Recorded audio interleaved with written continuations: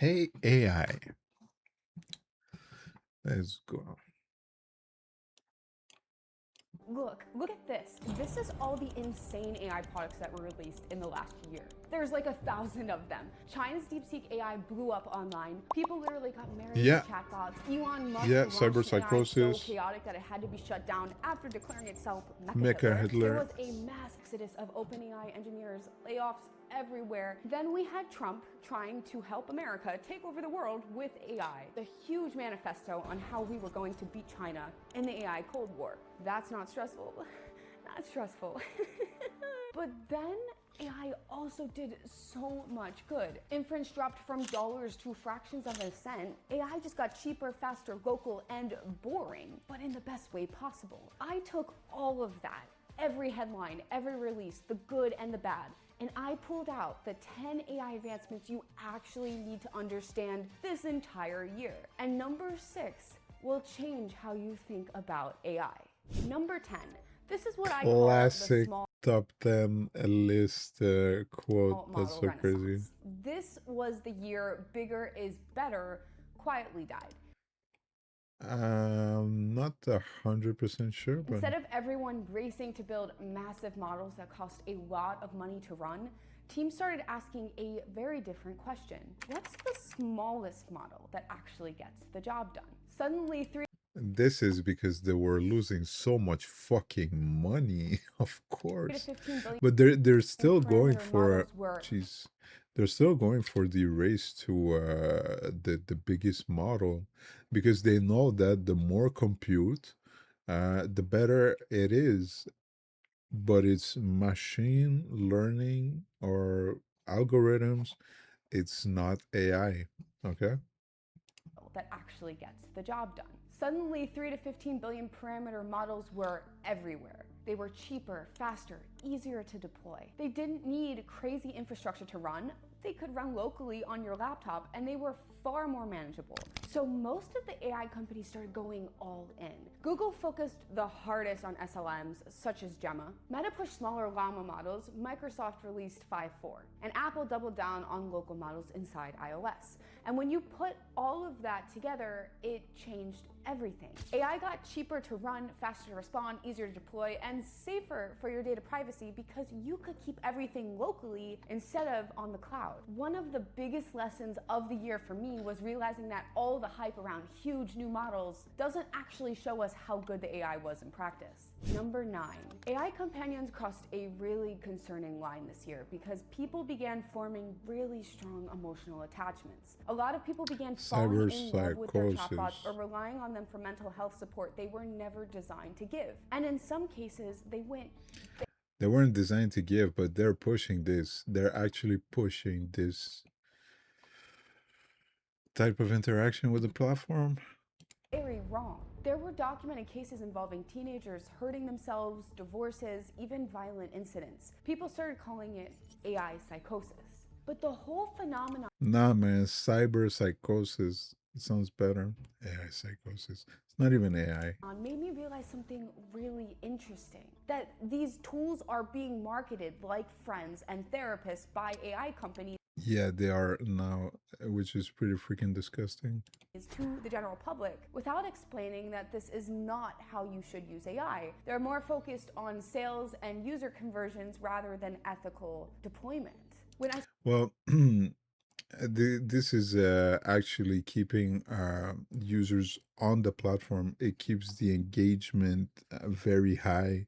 So, I mean, if you text with it the whole day and you can show that people are doing this amount of queries by day on average, you just have like a bunch of people that have a very high amount of interactions with these models, and people that have less, it just averages out, and these are the numbers that they're able to show and present it as growth or more user engagement.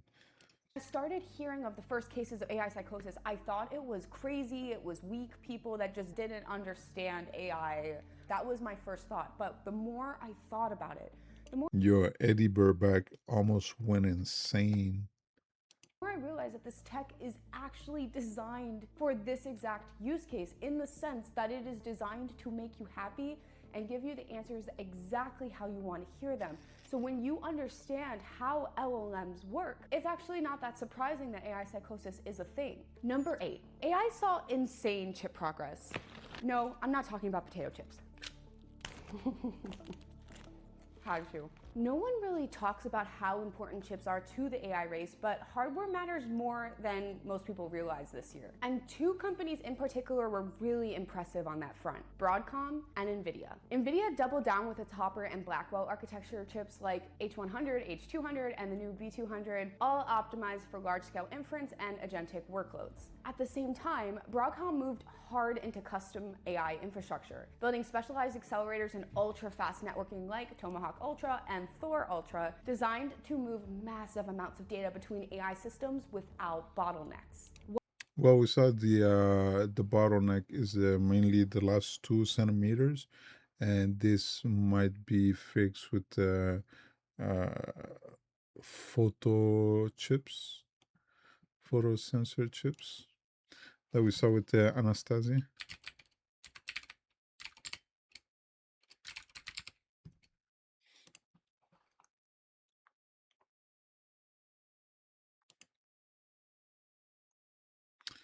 Microchip breakthrough. If you haven't seen this video, you should definitely check this. It shows a lot of perspective on possible outcomes. What you need to realize is that while all of the improvement with models themselves is important, hardware is what actually decides who will win.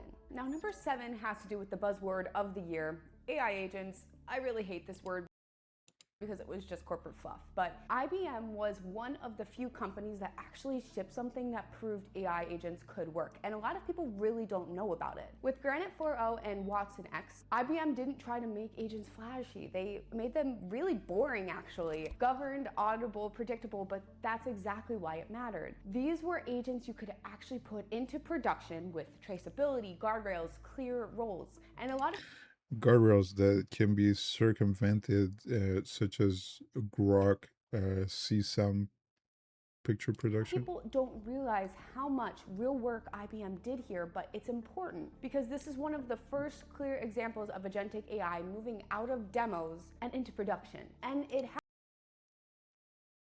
Well, I don't know where you are in your timeline here over the year, but I mean, Microsoft's showing it instead of Windows. happened just in the last few months.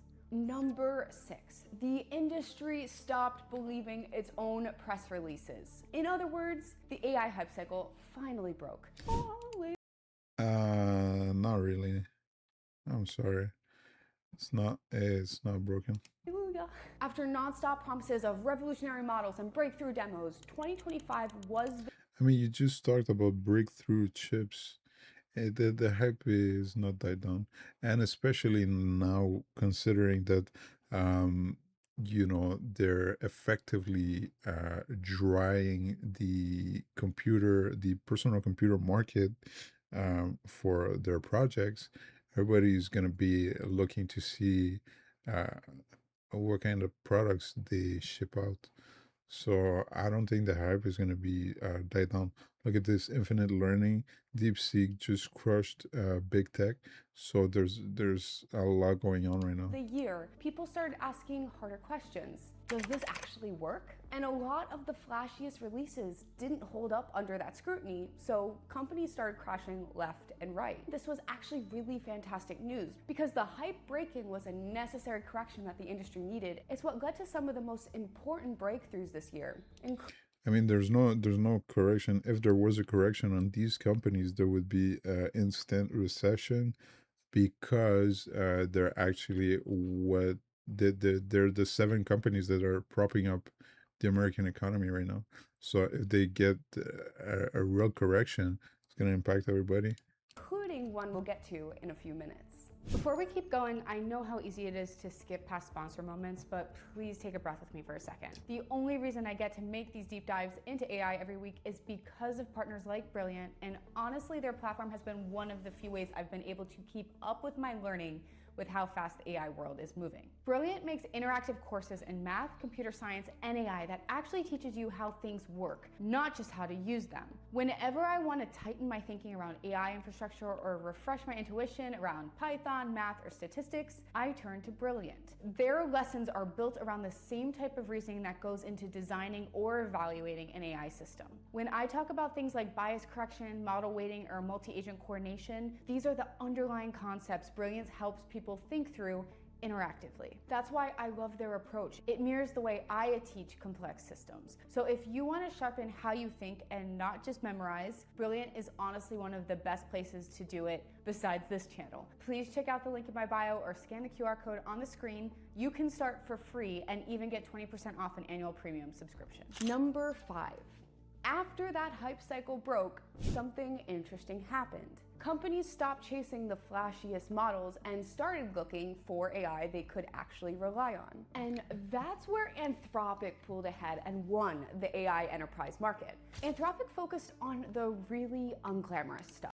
Yeah, specifically, they worked onto deleting 4 terabyte hard drive. Stability, uptime, clear documentation, predictable behavior. They built models that didn't compete Such as deleting a hard drive. with their customers like OpenAI and didn't surprise them in production. And I mean, unless he was expecting losing his whole hard drive, I think he was a little surprised. enterprise noticed. So once reliability became the priority, the choice was kind of obvious for a lot of people. Anthropic was the company enterprises trusted to actually run AI, not really OpenAI. Number I'm not too sure about that. Most companies, as far as I've seen, their exposure for their users is mainly ChatGPT through Copilot because of the Microsoft licenses that they already have. Most likely, you're gonna see. I've seen a lot of people buying their own personal license for these models. I mean, maybe there you'd see more people going to Claude.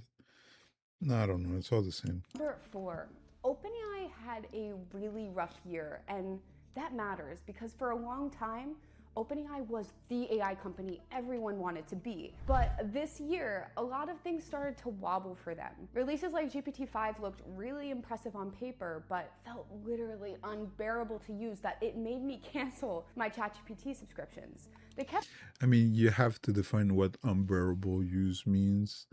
People have had complaints where their relationship model wasn't reacting the way it used to. That could be an issue. shipping all of these flashy features that no one actually wanted, like a ChatGPT browser, and a lot of their Oh yeah, agentic browsers, agentic operating systems. This is gonna be pretty freaking gross. employees left. And while none of this means OpenAI suddenly became bad, it did open the door to a much more serious question. Is OpenAI really the top AI company anymore? Are we really Listen, people don't say, "Hey, I'm gonna Claude this." People are saying, "I'm gonna Chat GPT this." Right? I'm gonna Google this. You know what it means. I'm gonna Chat GPT this. You know what it means. I'm gonna deep seek this. Nobody knows. And so there is an advantage that they still have. I mean, there's no top AI company because there's no AI now, but we're gonna see most likely during the year with whatever's built, how big they can build it. And also, yeah, I mean, Anthropic and Amazon, they're betting on different technologies. With Anastasia, we saw that there are other breakthroughs that might be coming. So, I mean, it's very, very early to say anything about this. really trying to be like them, or are they just crashing and burning? Number I mean, other companies, they should try to focus to be like them. They've successfully so far entangled themselves into so many deals that they might stronghold the government into subsidizing their operations And government subsidies, that means your money. So Three, Google is back in the game. Google had a really scandalous 2024, but they came back this year with real momentum. And in San Francisco, a lot of people all started whispering that Google will probably win the American AI race only because of one thing. They have the biggest repository of multimodal data that is almost impossible for anyone else I mean, does it really matter if you can just scrape everything off the internet? to compete with. And that was so clear in their releases this year. Nano Banana became the most insane image generator that we have in the market. GD3 started generating entire interactive worlds from a single prompt. VO3 pushed video realism so far that actors openly questioned how long Hollywood could protect their roles. For a while. I mean, they don't have anything that works for a very long period of time. If it works for a very long period of time, if it's not very defined, I mean, there's cons to all of it. And on top of that, Gemini really became super reliable, becoming the preference for a lot of users. So it felt like the start of a new phase for Google. It even really changed how search worked. Well, this is a step where a step closer to what would feel to having an assistant on your phone, which would be very cool. Number two, AI started to severely impact the workforce. As we saw, most companies that lay off employees, they have to hire back. It's actually a tactic to hire them back to a lower salary. We saw it with Klarna.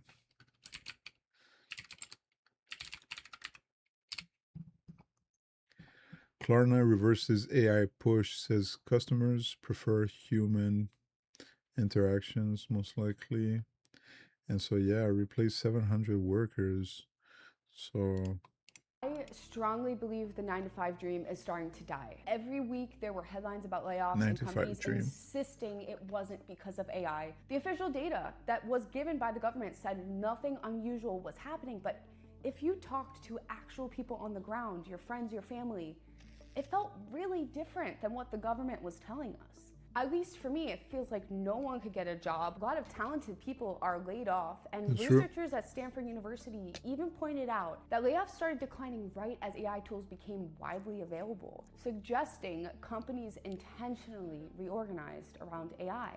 This is Yeah. one of the most painful developments of this year. Obviously, it's a bad one. I have started to see a severe impact to the general public with AI in the most negative way. Corporate greed taking over to optimize margins. The biggest concern for me is that there's really no backup plan. People are really losing jobs. They're not getting unemployment benefits. They are applying to thousands of jobs for months and months on end. I saw somebody on LinkedIn the other day who had worked for the Department of State for like 10 years, begging for any kind of job, even a pizza delivery job, because they were at risk of losing their house. This was somebody that was very far advanced in their career, clearly talented. This is not the American dream that we were sold. This is my personal opinion, but And I there's a lot of honestly issues. don't even understand why kids are going to college anymore. The agreement of the American dream was that you do well in high school, go to Social a good contract. university, pay a huge loan, hundreds of thousands of dollars, to land a very strong, stable corporate job. That's It just not used to be not these big ass loans.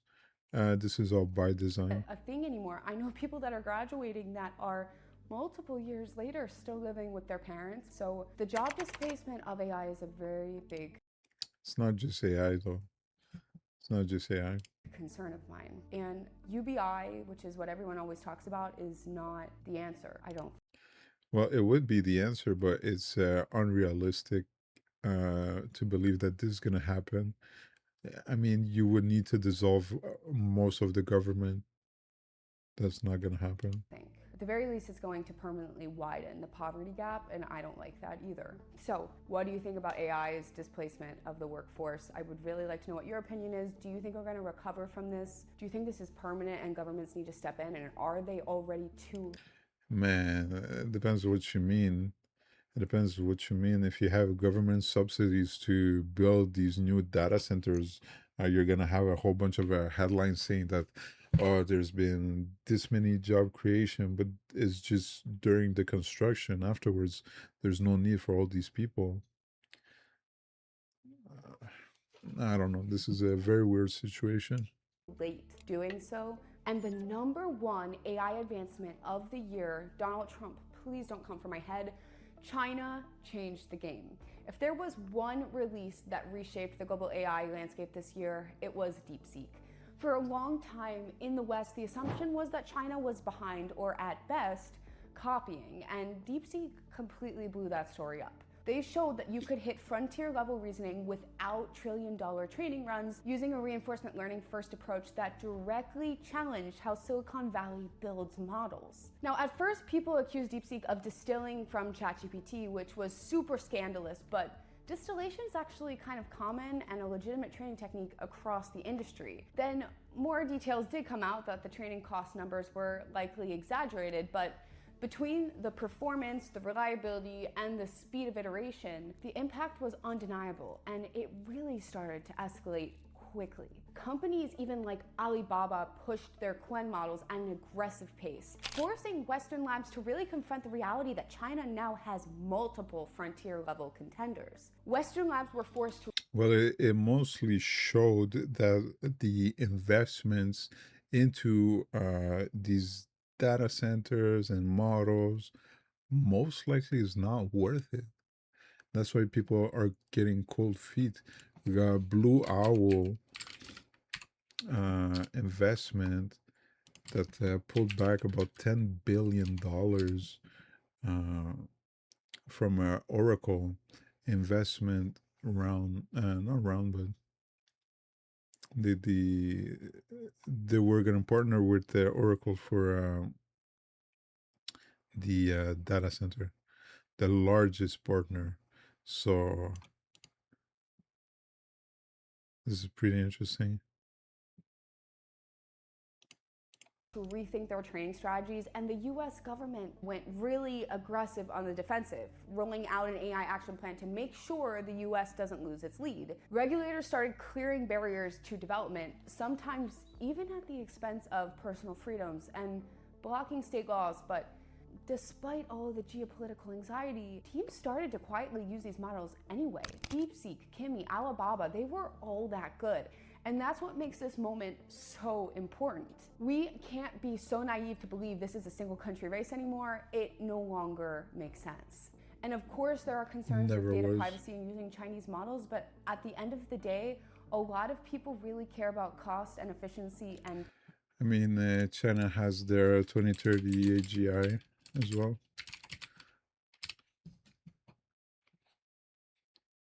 China is following a national strategy to lead the world in artificial intelligence by 2030. Everybody's aiming for the 2030 goalpost. Performance. Now you are fully caught up on all of the AI advancements for the year. You are ready to go for 2026. I hope this was helpful. If you could please comment, like, subscribe. I'm doing That was a pretty good video, thing, but it really means the world to me. And I'll see you all next year. Get it? Because it's the new year.